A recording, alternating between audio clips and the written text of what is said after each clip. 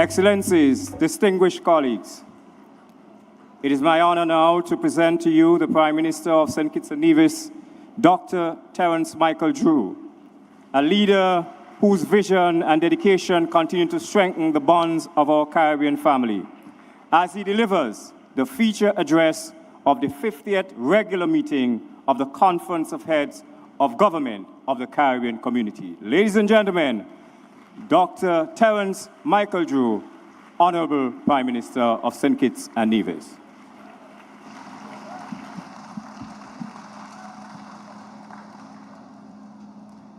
Recently, I traveled across the Caribbean.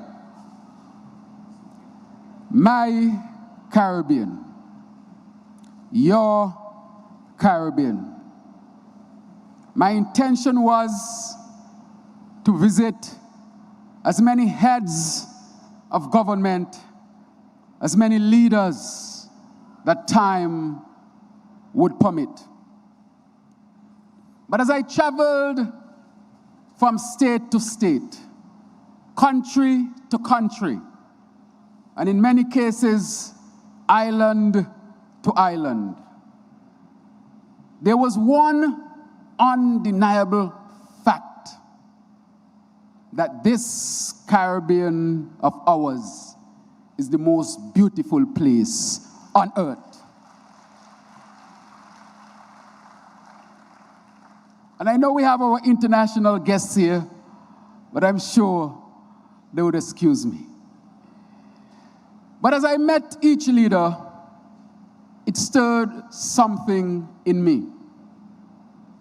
It stirred a sense of pride, a sense of dignity, that though we varied sometimes in our own outlook, our politics, our geopolitical position, irrespective of all of that, there is indeed a fact that remains, that these leaders in the Caribbean, who are a reflection of our people, are surely people to be proud of.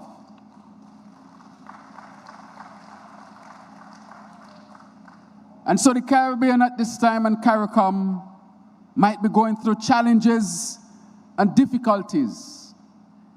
But I want to say one thing before I get further into it. That at a time when it seems toughest, when the seas seem rough, when those who are the critics are doing their best at criticizing and suggesting that CARICOM has lost its way, today in St. Kitts and Nevis, in this great hall, in our presence, are all the leaders of the full members of CARICOM.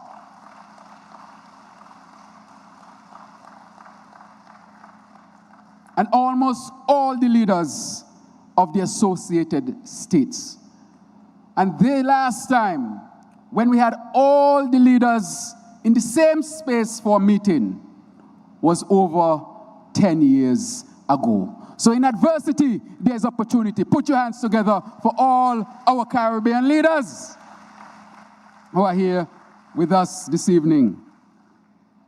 Your Excellency, Dame Marcella Liebert, Governor General of this beautiful twin island state of St. Kitts and Nevis, to all of my fellow heads of government who are here, who have already been introduced, I salute you. To our dear SG Barnett, whose tireless work is certainly keeping us together and afloat. She has been working hard, and put your hands together for her as well. You know, sometimes I feel bad when she has to get up 5 o'clock in the morning, 4 o'clock in the morning, responding to international emergencies. And she does it without flinching. Thank you, SG, for your leadership. I want to recognize all of the members of the cabinet, of the government of St. Kitts and Nevis who are here this evening. I want to thank you for your tremendous support. I want to thank all of our international guests, our special guests, whose names have been mentioned already. I want to thank you for the confidence that you have reposed in us with your presence and your continued collaboration, not just as a federation of St. Kitts and Nevis, but definitely as a region. We are certainly happy to have you here in this Twin Island Federation. Today, as you entered your rooms, you would have found a handwritten note. A note that I made deliberate effort to ensure that my penmanship was clear. As a doctor, they said my penmanship is bad. But I made sure, I committed to ensure that you would be able to understand it. And it was a simple message to you, my colleagues. Welcome to St. Kitts and Nevis. We are honored to host you. Together, let us continue strengthening CARICOM for the benefit of all of our people. Signed, Terrence. And Terrence is yours truly. And over the past several weeks, as I've said before, I had the privilege of visiting many of you. In every capital, I was received with warmth and generosity. As a result, I left each encounter with a renewed sense of pride in your leadership, your intellect, and your unwavering commitment to this regional enterprise. Your insights have enriched our collective preparation for this meeting, and for that, I thank each of you sincerely and dearly. At this juncture, I wish to place on record our profound appreciation for Prime Minister, Most Honorable Andrew Holness, for his service as chairman of CARICOM. His tenure, put your hands together for him. Thank you, Most Honorable. His tenure was marked by steady stewardship during a period of global uncertainty and regional complexity. But with a calm resolve and clarity of purpose, he guided our deliberations, strengthened engagement among member states, and ensured that the community's voice remained coherent and respected on the international stage. Under his chairmanship, CARICOM continued to advocate firmly on issues of climate justice, security, cooperation, and economic resilience. You heard him tonight. His leadership reflected discipline, dignity, and a deep commitment to togetherness.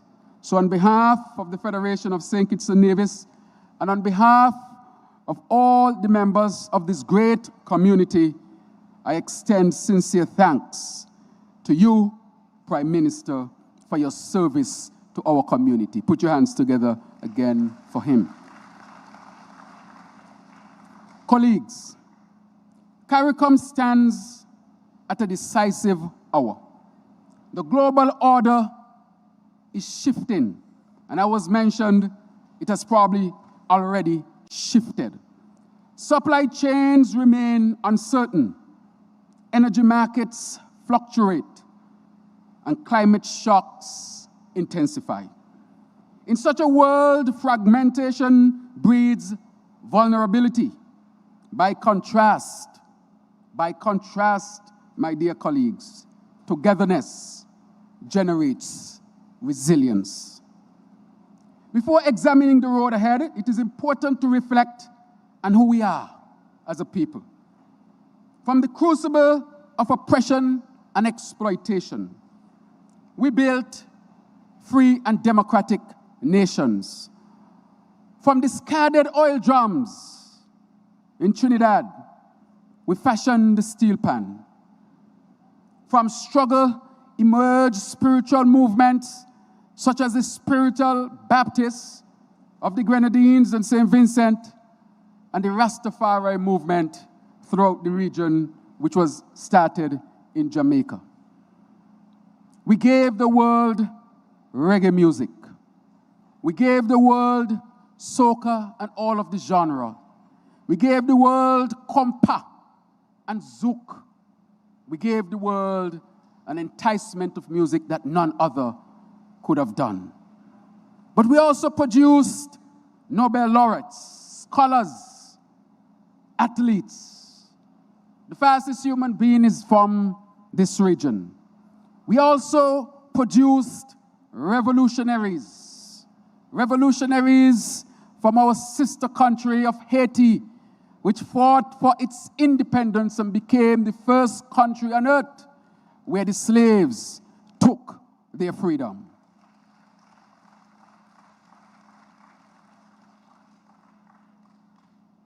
Revolutionaries who shaped labor rights and democratic governance. And I speak to the uprising of 1935 at Buckley's estate right here in St. Kitts and Nevis that sent shockwaves throughout the whole world. And I might add that our contribution has been significant to the point where even a founding father of the United States of America, His Excellency, Honorable, God bless his soul, Alexander Hamilton, was born in this Caribbean basin. He was born on the island of Nevis. That is our significant contribution to the world. Accordingly, a world without CARICOM would be culturally poorer, intellectually diminished, and spiritually less vibrant. Just imagine a world without CARICOM. It definitely would not be the same. Our integration was neither accidental or causal.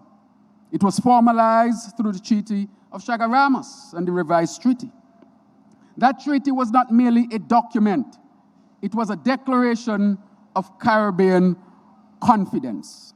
It was grounded in cooperation, functional integration, economic coordination, and collective self-reliance.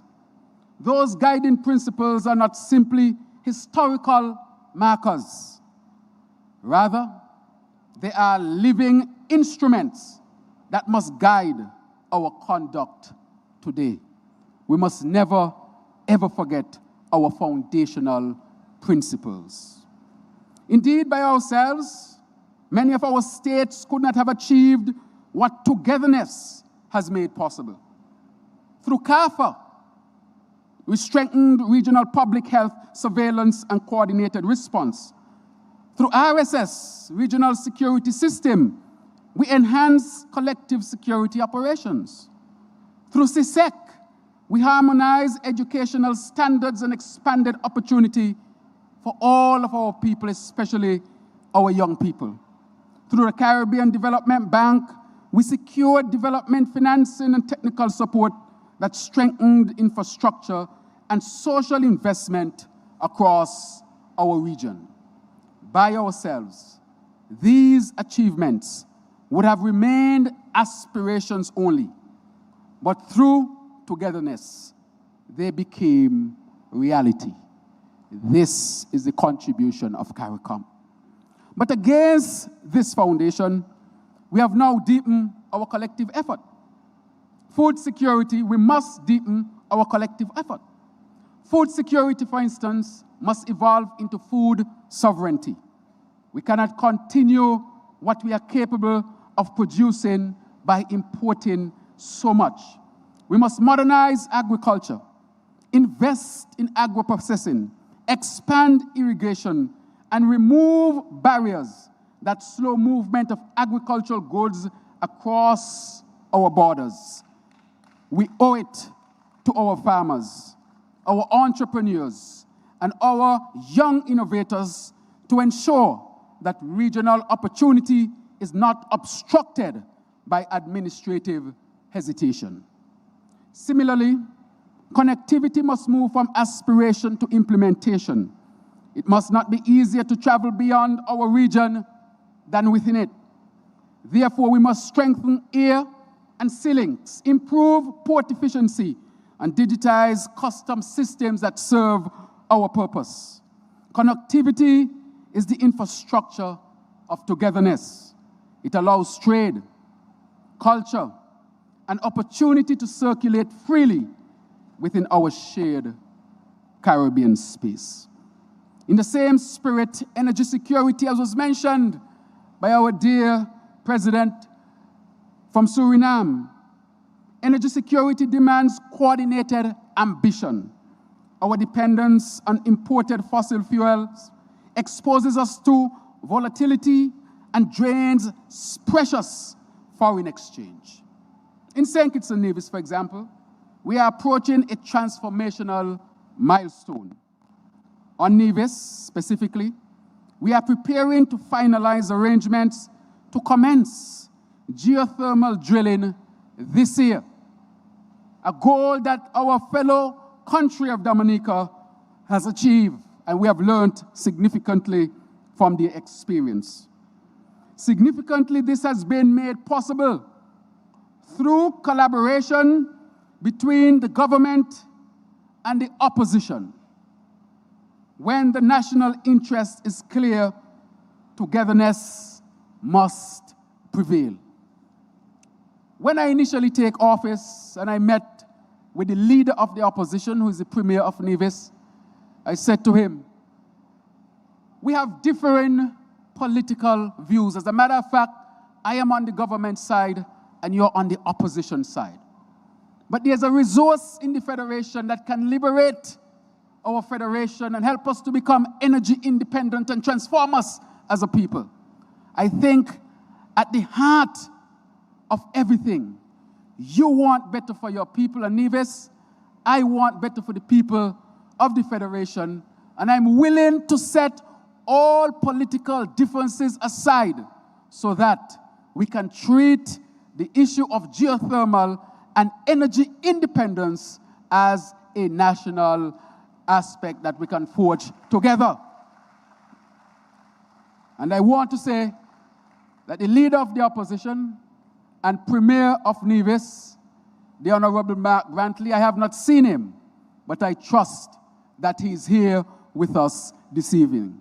Thank you for your collaboration and cooperation. And so I recognize, my dear sister from Trinidad and Tobago, Prime Minister, that you are here with the Chief Minister, I think you mentioned, from Tobago. And I'm saying that we are expressing that same solidarity when national interest is more important than our personal political ambitions. Thank you, Premier.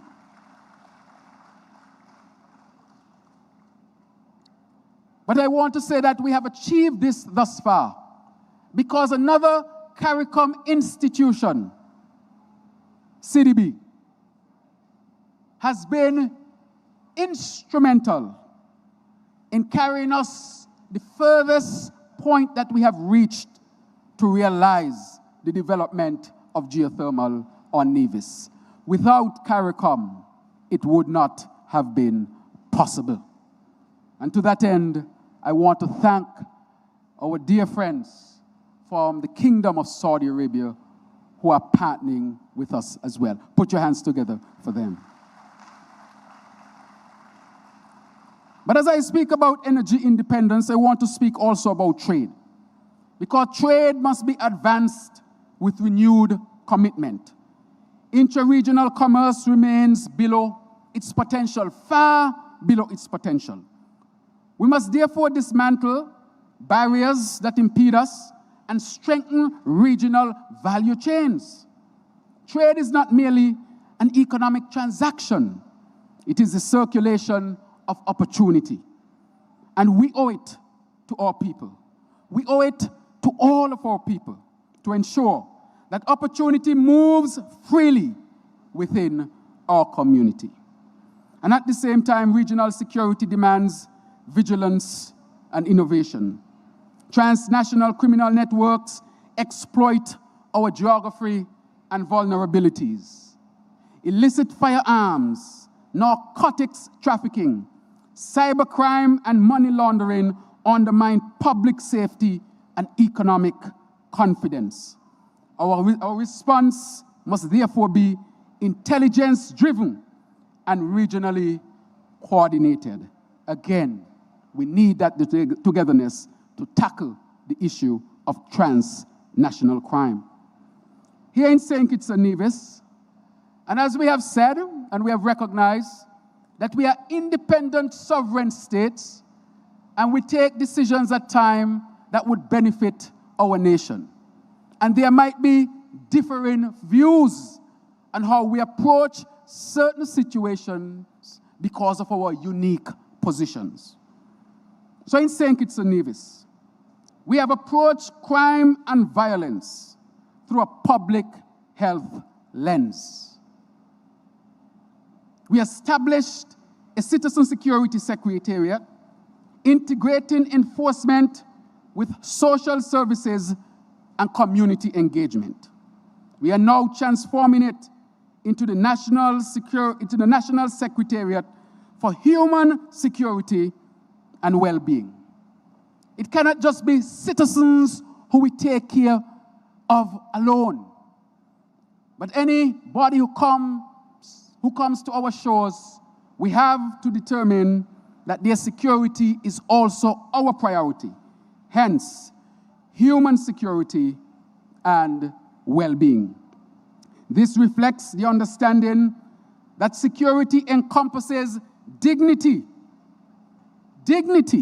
of all of our citizens, opportunity for all of our citizens and people, and stability for all of our people. And as a consequence of this coordinated approach, where we brought all together, including the opposition, for once again, I stepped out and said that the issue of national security and crime and violence cannot be a political football or just a political matter. It is a national matter. And if it is a national matter, then it takes a national approach. And so our position was to bring all together, government, opposition, and the community. And as a result of that coordinated approach, with, of course, national security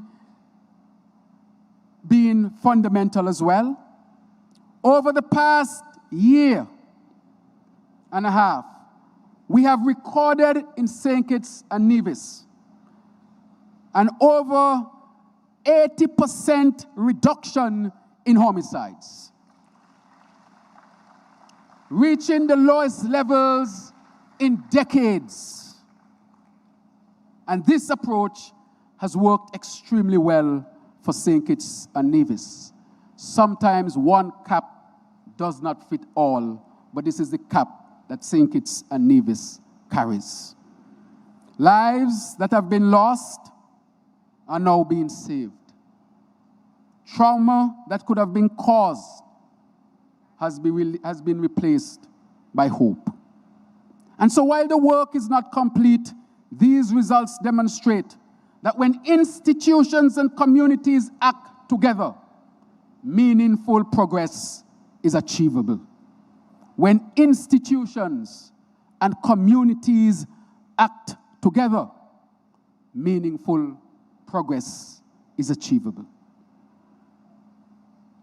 All within the broader security framework, Haiti demands our sustained attention.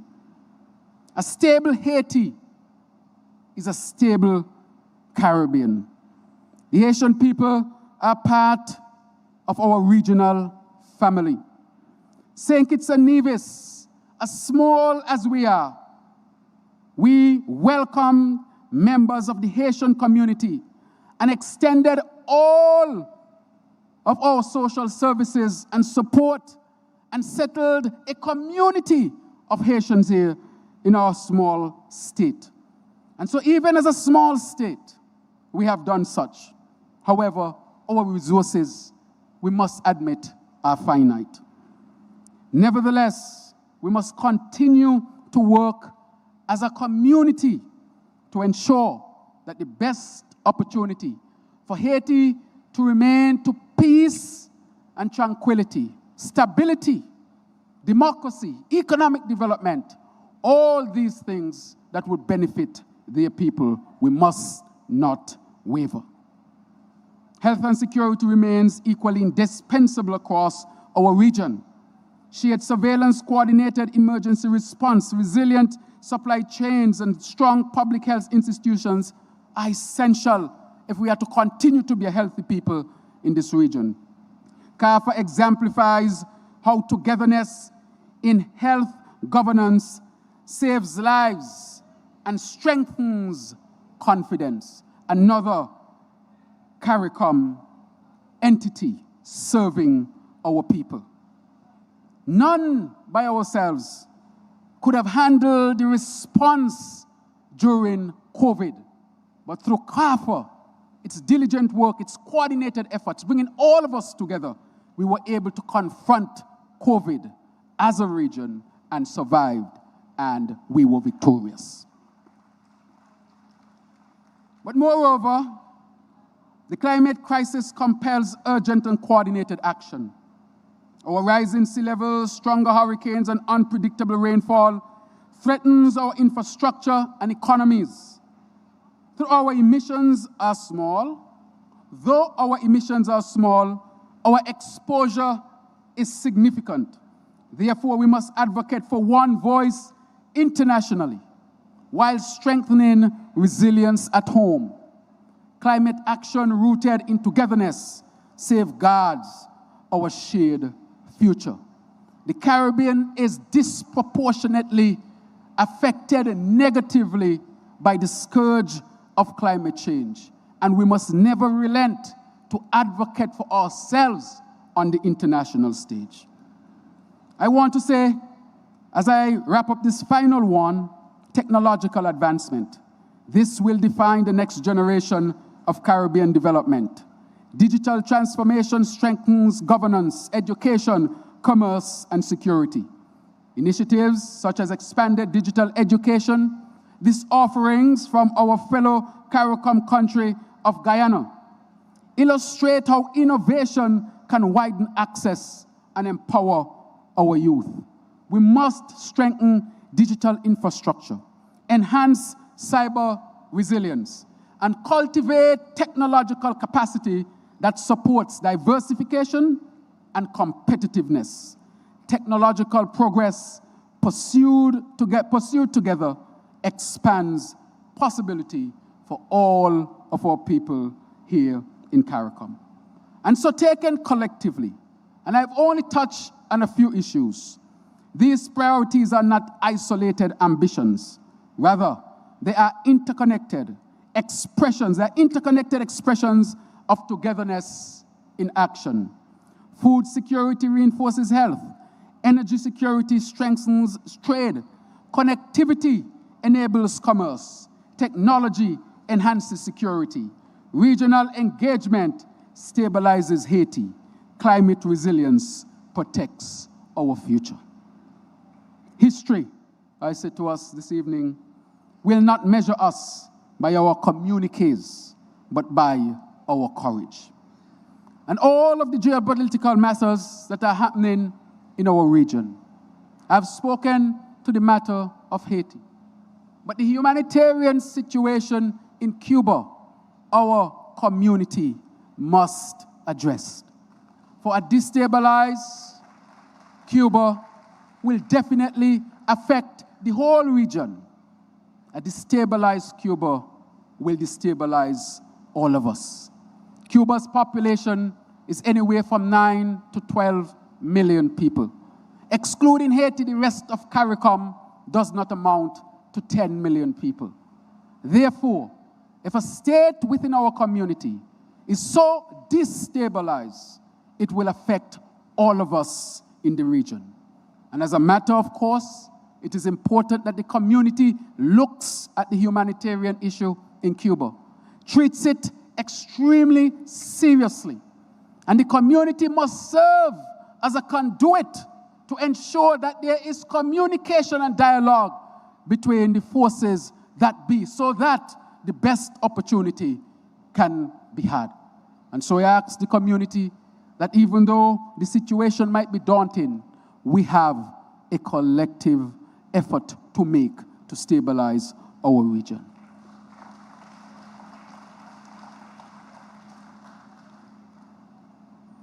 I must give full disclosure.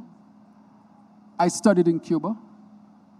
I lived in Cuba for 7 years. I have friends there. I have people who are like family to me. They reach out to me and tell me of their difficulties. Food has become terribly scarce for some. Access to water has been challenging. Garbage fill the streets. Houses without electricity. I can only feel the pain of those who treated me so well when I was a student. I can feel their challenges and their difficulties. I do not get involved in their politics, but as a matter of humanity, it is challenging. I will say it is almost impossible not to feel the pain that the pain that is conveyed to me in messages and calls from those who I lived among. And therefore, I want to bring that to CARICOM so that we can look at the humanitarian situation.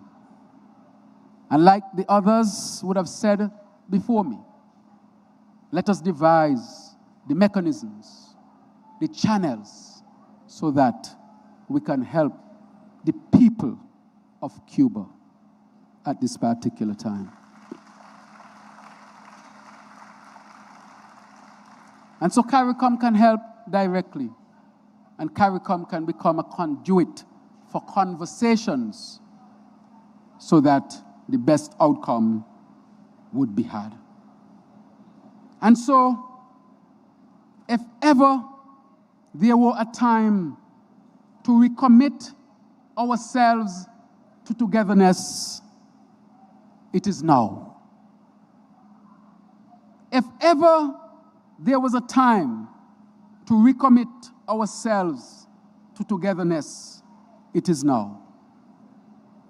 Therefore, I call on all of us, respecting our sovereignty, and it was put very eloquently by the Prime Minister of Trinidad and Tobago, that our sovereignties must be respected. But while we do that, and that cannot be compromised, I am hoping that this conference be remembered not merely for eloquence and speeches, not merely for the niceties of the decorations, not merely for the huge crowd that is here and the excellent entertainment that we had, not merely for the fact that all the leaders are here with us today, but let this be a conference that must be remembered for action, for execution, that would have advanced our Caribbean community and civilization. Let us commit, therefore, to measurable outcomes, disciplined coordination, and faithful adherence to the principles that founded our community. Let us strengthen CARICOM. For none, I said in my opening remarks or my introductory speech, none is coming to save us. We must save ourselves.